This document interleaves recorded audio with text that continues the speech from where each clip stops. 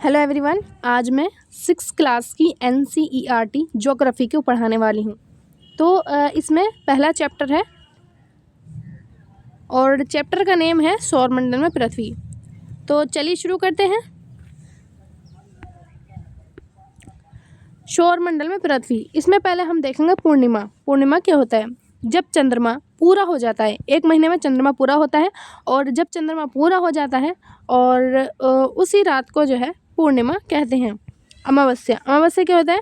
जब चंद्रमा 15 हमें जो है चंद्रमा 15 दिन दिखाई देता है और 15 दिन हमें दिखाई नहीं देता और उसके बाद हमें दिखाई देता है। 15 दिन के बाद जब हमें दिखाई नहीं देता फिर उसके बाद दिखाई देता है और उसी नई रात्रि को, जब पहली रात होती है उसी नई रात्रि को अमावस्या कहते हैं। अब इसमें देखेंगे खगोलीय पिंड। खगोलीय पिंड, जब हम रात के समय आसमान में देखते हैं तो हमें तारे, चंद्रमा और दिन में हम देखें तो सूरज भी दिखाई देता है, तो उन्हीं को जो है खगोलीय पिंड कहते हैं। सूर्य जो होता है इसके पास अपनी ऊष्मा और अपना प्रकाश होता है। ये बहुत ही बड़ी मात्रा में ऊष्मा प्रकाश उत्सर्जित करती है, मतलब प्रकाश जो है वो निकालता है, जिससे कि हमें जो है दिन में हमें दिखाई देता है।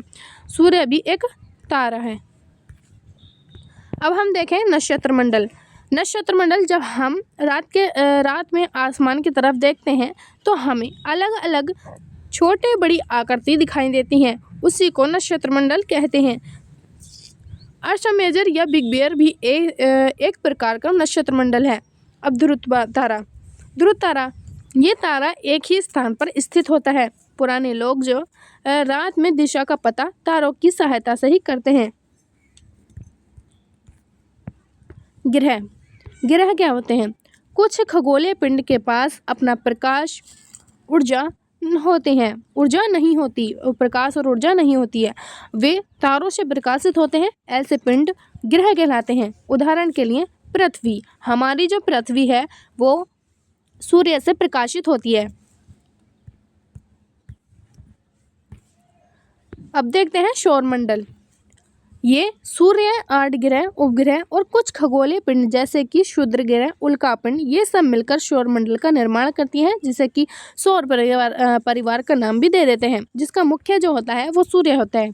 सूर्य सौरमंडल के केंद्र में स्थित होता है। सूरज जो होता है ये सौरमंडल के केंद्र में स्थित होता है और इसका आकार बहुत बड़ा और बहुत ही ये गर्म गैसों से बना होता है। सूर्य का बल सौरमंडल को बांधे रखता है, जिससे सौरमंडल के प्रकाश और ऊष्मा मिलती है, लेकिन हमें इसकी तेज ऊष्मा महसूस नहीं करते। हमें जो है तेज ऊष्मा नहीं करते हैं, क्योंकि हमारी जो सुरक्षा है वो ओजोन परत करती है। ओजोन परत जो होती है वो अल्फा किरणों को रोक लेती है, जिससे हमारी सुरक्षा रहती है। पृथ्वी लगभग 15 करोड़ किलोमीटर दूर है। पृथ्वी से लगभग 15 करोड़ किलोमीटर दूर है सूर्य की जो दूरी है पृथ्वी से। अब ग्रह जो होते हैं, हमारे सौरमंडल में 8 ग्रह हैं।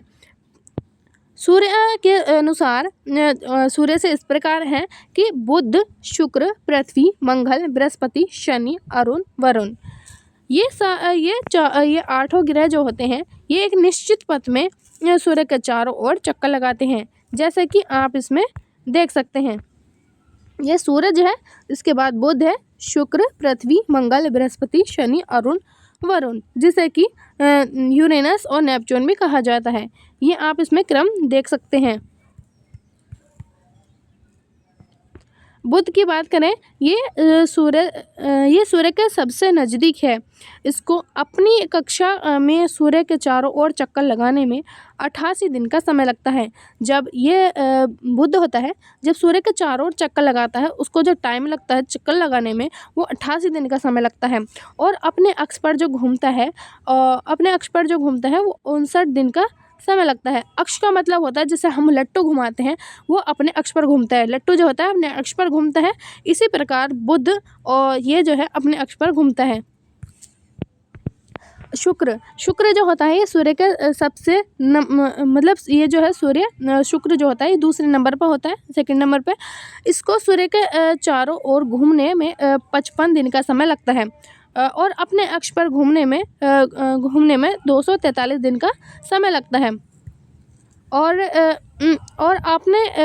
अपने अक्ष पर घूमने में 243 दिन का तो समय लगता है, और इसको पृथ्वी का जुड़वा ग्रह माना जाता है क्योंकि इसका आकार और आकृति लगभग बराबर ही हैं।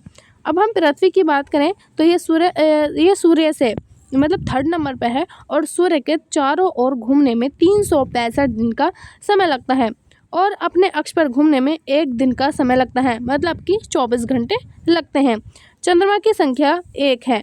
आकार में ये जो है 5वां ग्रह माना जाता है। यह ध्रुवों पर थोड़ी चपटी है, और ये ध्रुवों पर बहुत ठंडी है, मतलब बहुत ही ठंडा होता है। ये ध्रुवों पर जो है पृथ्वी बहुत ठंडी है। इसकी सतह 2/3 जो है पानी से ढकी हुई है, इसलिए इसको नीला ग्रह माना जाता है। अब मंगल की बात करें, यह सूर्य के चारों ओर चक्कर लगाने में 687 दिन का समय लगता है, और अपने अक्ष पर घूमने में 1 दिन का समय लगता है, और इसकी जो चंद्रमा की संख्या है वो भी 1 है। अब हम बृहस्पति की बात करें तो इसको सूर्य के चारों ओर घूमने में 11 साल 11 महीने और लगभग 12 साल लगते हैं, और अपने अक्ष पर घूमने में 9 घंटे 56 मिनट लगते हैं। चंद्रमा की जो संख्या है वो 53 है।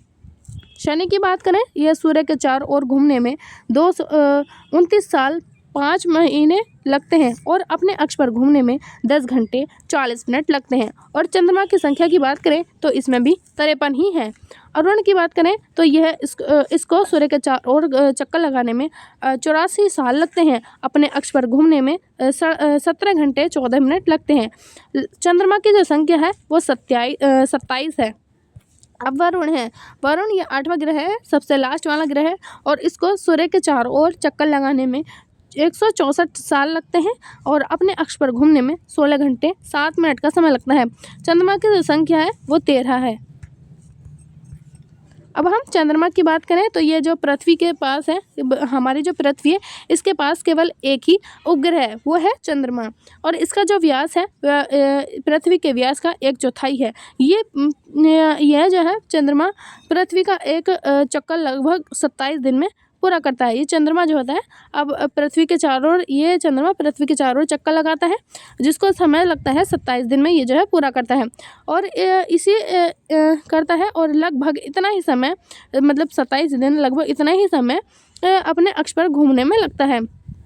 इसकी सतह पर जो है पर्वत, मैदान, गड्ढे दिखाई देते हैं। जब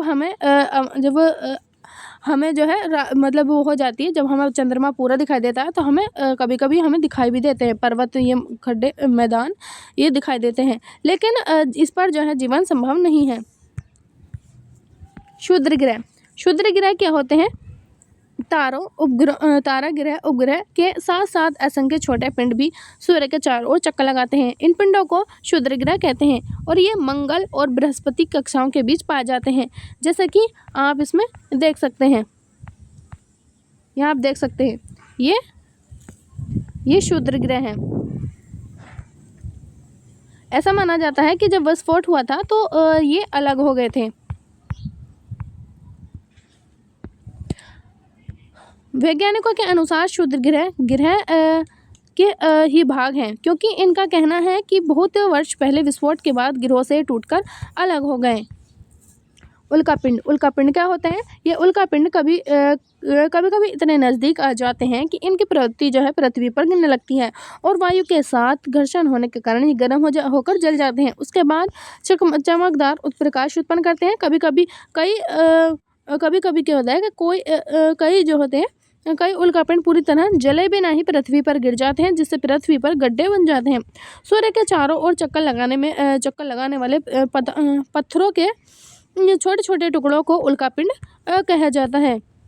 आकाशगंगा क्या होती है? लाखों तारों समूह के गंगा का निर्माण करते हैं। जो लाखों तारे होते हैं, मतलब इसके समूह का मतलब होता है 4 या 4 से अधिक समूह, जो मतलब 4 या 4 से अधिक जो तारे हैं उनका मतलब ये लाखों, इसमें बात की गई कि लाखों तारों का जो समूह है वो आकाशगंगा का निर्माण करते हैं, और बहुत सारी आकाशगंगा मिलकर ब्रह्मांड का निर्माण करती हैं। तो ये थी हमारी आज की। तो मिलते हैं अगले वीडियो में सेकंड चैप्टर के साथ। तब तक के लिए थैंक यू।